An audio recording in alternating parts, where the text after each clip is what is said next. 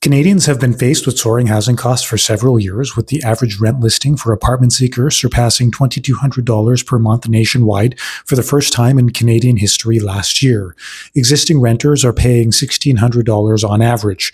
By comparison, in 2015, the average monthly rent in Canada's 35 largest cities and towns was just $933. More Canadians than ever before are spending more than half their take-home pay on rent, with 27% of renters in Vancouver, 19% of Torontonians, and 16% of all Canadians nationwide facing this demoralizing situation.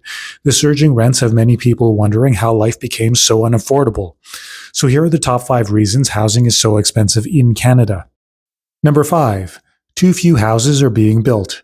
An estimated 5.8 million new homes nationwide are required to restore some semblance of affordability by 2030, but Canada is currently on track to build less than half that.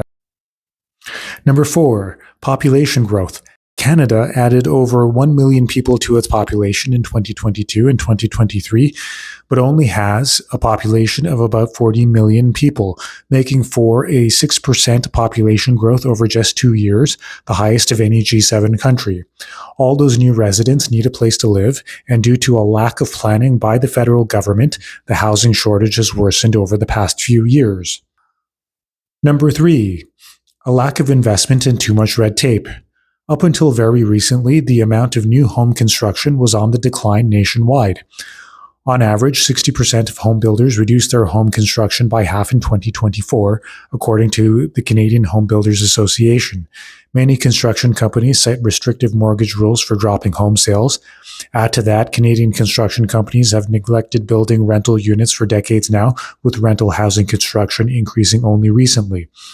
Recently announced government programs may lead to more home building, but it may not be enough to restore housing affordability. Number 2. Labor shortages and the price of building materials. Canada needs over 100,000 additional construction workers to build the homes it needs to restore housing affordability. Further hampering construction efforts are shipping problems and skyrocketing prices of construction materials. For example, both concrete and steel prices have increased by 50% in the last 4 years.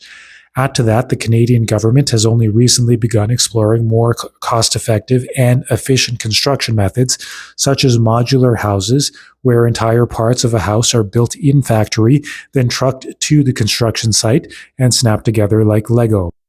And number 1.